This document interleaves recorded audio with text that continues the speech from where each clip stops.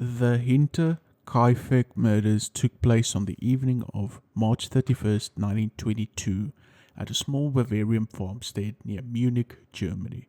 The murders, where 4 bodies were found stacked in the barn, are still unsolved and remain a grisly and mysterious crime in German history. Prior to the murders, the family and former maid had heard strange noises in the attic. What could this possibly have meant? Join me as I look into the Hinterkaifeck farm murders here on Corras Investigation. Before we look at the murders, we must look at the events prior to the murders. Prior to the attack at the Hinterkaifeck, there were some strange events happening. 6 months prior, the maid had quit due to hearing strange sounds in the attic, believing the house to be haunted. On March 1922, Andreas Gerber found an unfamiliar newspaper from Munich on the property, suspecting it to be lost by a postman since nobody nearby subscribed to the newspaper. Days before the murders, tracks were discovered leading to a broken door lock in the farm's machine room. There were also reports of footsteps in the attic at night, but no one was found upon investigation. Additionally, a school friend of Kazila, Gabrielle, mentioned that her mother, Victoria, had fled the farm after a quarrel and was later found in the forest. And now let's look at the murders. On March 31st, 1922, the new maid Maria Baumgartner arrived at the farm. She was the last person to see the inhabitants alive. Maria only worked for 1 day before the murders took place. Victoria Gabrielle, her daughter Kazila, and her parents Andreas and Kazila were lured to the family barn through the stable and killed with blows to the head using a mattock from the farm. The perpetrator or perpetrators then went into the living quarters and killed Joseph and Baumgartner with the same weapons. Now let's look at the discovery of the bodies. 4 days passed between the murders and the discovery of the bodies. On April 1st, coffee sellers Hans and Edward Schikowski went to Hinterkaifeck to take an order, but found no one and left when no one answered. Kazila Gabrielle was absent from school without excuse, and the family did not show for their Sunday worship. On April 4th, mechanic Albert Hofner went to Hinterkaifeck to repair an engine, finding no one and only hearing farm animal noises. Around 3:30 p.m., Lawrence Schlittenbauer sent his son and stepson to check on the family, but they reported not seeing anyone. Schlittenbauer then went to the farm with others, discovering the bodies of Andreas Gerber, his wife, his daughter, his granddaughter, and the chambermaid, and the youngest family member, all murdered in the barn and homestead. Inspector Georg Reinhuber and his team investigated the killings, but initial probes were hindered by numerous individuals who had been at the crime scene, moving bodies, objects, and even eating meals in the kitchen. The day after the bodies were discovered, autopsies were conducted in the barn by court physician Johann Baptist Aumüller, identifying a mattock as the probable murder weapon even though it wasn't found at the scene. Evidence suggested that one of the victims, Kazila, had been alive for hours after the attack, as she ripped out her hair while lying in the straw.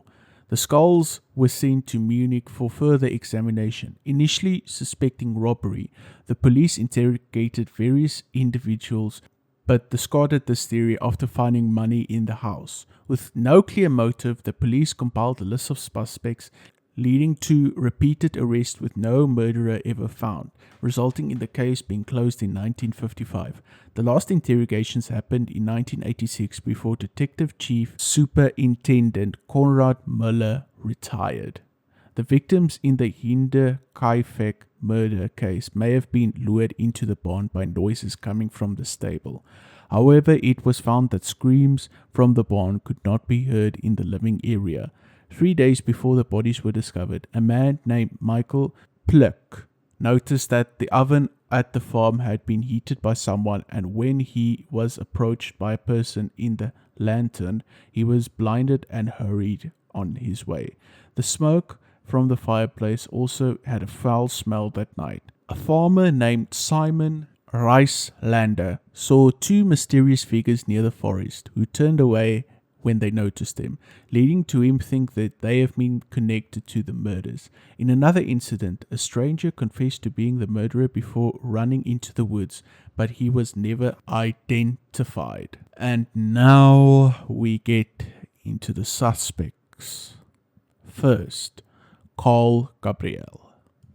Carl Gabriel, the husband of the widowed Victoria Gabriel, was said to have been killed in the First World War in 1914. However, his body was never found, leading to speculation about his actual fate.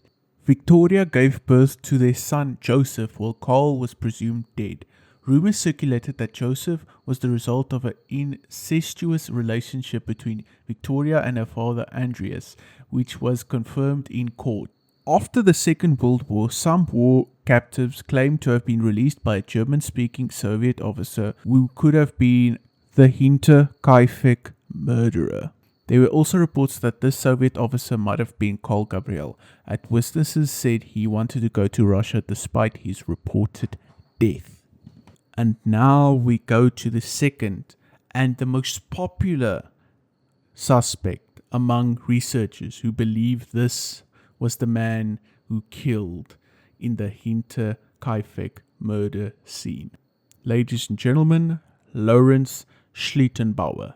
Lawrence was suspected to have having a relationship with Victoria Gabriel and fathering Joseph after his first wife died in 1918. Suspicion arose after he acted strangely after the bodies were discovered at Hinterkaifeck.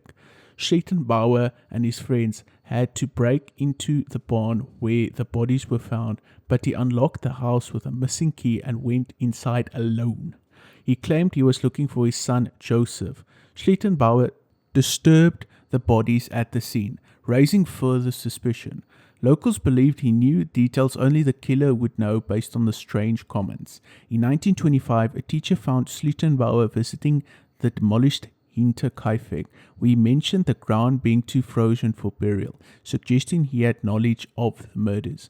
There was speculation that Schlittenbauer killed the family after Victoria asked for financial support for Joseph. Despite winning slander cases against those claiming him to be the murderer of the Hinterkaifeck, suspicion continued to linger over Schlittenbauer for the rest of his life.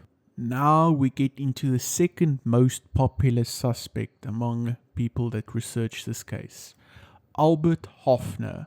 Albert Hofner, a mechanic, visited the Hinterkaifeck farm a few days after the murders to repair a diesel-powered food chopper.